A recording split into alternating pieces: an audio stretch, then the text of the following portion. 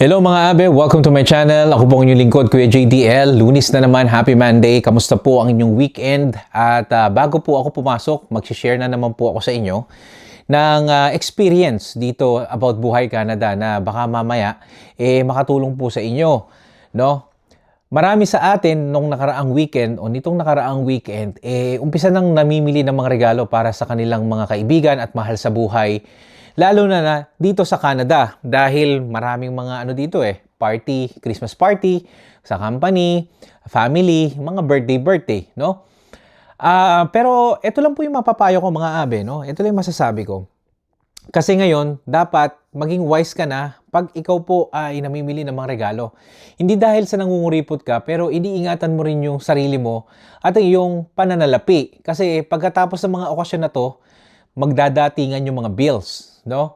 So, number one ko pong ginagawa ngayon, mga abe, simula nung 2021, synchronized na yung, hindi naman synchronized, consolidated na yung aming credit card.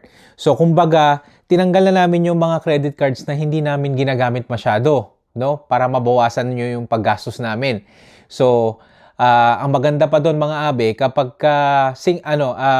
ang credit card nyo consolidated, kumbaga sa pamilya, isa lang may visa, supplementary lang isa, katulad namin ni Mrs. JDL, yung points ng visa namin, sa amin lang napupunta, no? Sa iisang tao lang nakikinabang.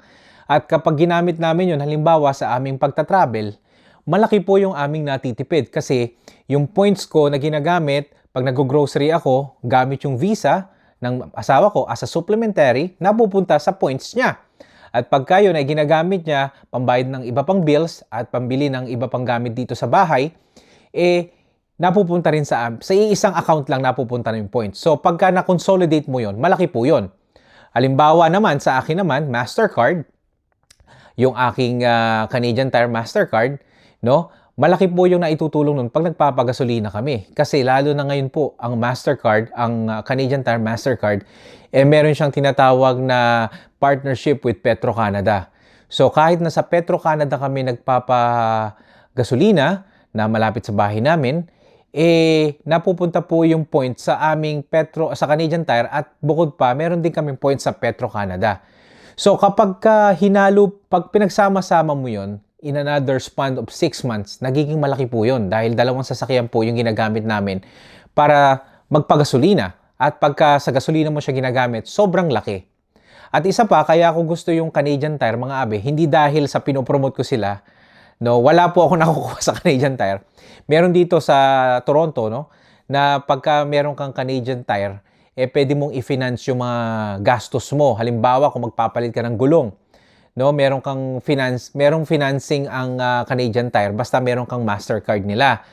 At malaking tulong po 'yon, no, kasi hindi ka nabibigla ng gasto sa mga emergency na kagaya ng pagpapalit ng gulong o halimbawa, nag-shopping galore kayo, no, umabot kayo ng 500 para sa shopping nyo sa Sports Check halimbawa, pwede nyo i-24 months to pay. Pero hindi 'yun ang puntos ko, mga abe. Ang sabi ko sa misis ko, lalo na kapag kaganyan, yung mga points, dapat pagka malaki yung points at pagdarating yung mga panahong ganito, Pasko, or magche-change yung season, no, pupunta ka dun sa Canadian Tire at dun mo gagamitin yung points mo, no, dahil malaking tulong po yun. Lalo na ngayong panahon ng Kapaskuhan. Kapag halimbawa, meron kang malaking points, no, kailangan gamitin mo na siya, mga abe, para dun sa mga bagay na minsan labas doon sa budget ninyo, no? Halimbawa, ngayong panahon ng Kapaskuhan, maraming papasok na gastos. Party dito, regalo doon. So, yung ilang porsyento na makukuha nyo at matitipid nyo sa paggamit ng mga points ninyo, gamitin nyo po ngayon, mga abe. Sapagkat kapag tinago nyo po yan, mga abe, ilang mga financial institution ang nangyayari, na-expired yung points. Sayang po yung points na pinaghirapan nyo doon. Kaya kunin nyo na agad, mga abe. At isa pang natutunan ko lately, halimbawa ang points nyo sa mga grocery, halimbawa PC or Canadian Tire, halimbawa, kunyari, meron kayong 100 points meron kayong $100 points, no? Mga abe, kapag kinip nyo pa yan, sa susunod na buwan, halimbawa, no, ng January, doon nyo pa siya gustong gamitin, mga abe, ang mangyayari, yung halaga ng $100 ng panahon ngayon ay iba na sa next month. Dahil according sa balita mga abe, ngayong darating na January 2026, tataas na naman ang inflation rate dito sa Canada, especially sa grocery. Kaya hanggat nandyan pa yung halaga ng 100, gamitin nyo na mga abe, huwag nyo itatago. Kasi sabi nga ng iba pang mga magagaling sa pananalapi, kagaya ni Chavit Singson, ang pera, hanggat hindi mo ginagasta, hindi mo nakikita ang halaga niyan, mga abe. So, huwag tayong manghinayang, no? So, ganyan po. Kayo po mga bago dito sa Canada, i-maximize nyo yung pagkakataon nyo na mga kuha ng mga points cards. Pero huwag kayong kuha ng basta-basta credit card.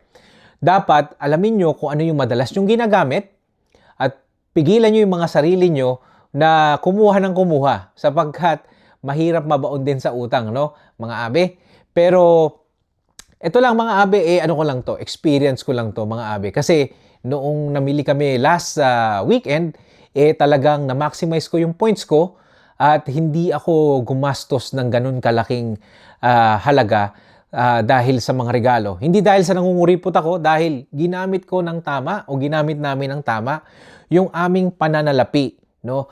Walang ibang may control ng pananalapi nyo, mga abe, kung hindi kayo lang. Kumuha kayo ng listahan kung sino yung mga bibigyan, mag-set kayo ng inyong budget at alamin nyo kung ano ang nasa pananalapi ninyo, no? At alamin nyo rin kung ano yung mas makakatulong o mas gagamitin na mga pagbibigyan ninyo. Kasi mahirap naman yung magbibigay kayo ng regalo tapos alam nyo naman na baka mamaya hindi rin nila gamitin. So, yun po yung mga paalala ko sa inyo ngayong shopping season.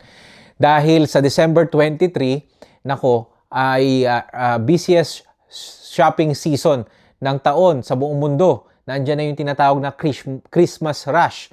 So, kailangan maging matalino kayo kasi sa pagdating sa mga ganung pagkakataon, akala nyo lang may sale. Pero hindi.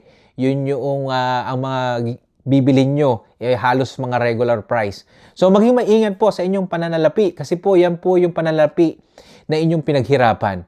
So, ito po ang another kwento ko sa inyo at another na Buhay Canada experience ko sa inyo. Na sana po, may natutunan kayo at kung may tanong po kayo, huwag po kayong mahihiya mga abe. At kung hindi pa kayo nakaka-subscribe para sa more kwento, subscribe lang po kayo sa aking channel. Muli po, Happy Monday at kita-kita po tayo sa susunod na vlog, no? At maraming salamat pala kay Nardino TV sa suporta lagi, kay Amoy Pedro, kay Gerson, tsaka yung sa bagong kaibigan ni Gerson, kalimutan ko yung pangalan, basta may Chris Chuper, no? Ng Canada, no? So, dapat magkikita-kita kami noong Sabado, kaso nga busy kami mga abe. At sana sa susunod, magkita-kita tayo, magkape-kape tayo, no? So, muli po, ako po ang inyong lingkod, Kuya JDL, at maraming salamat po sa inyong panonood. Bye-bye!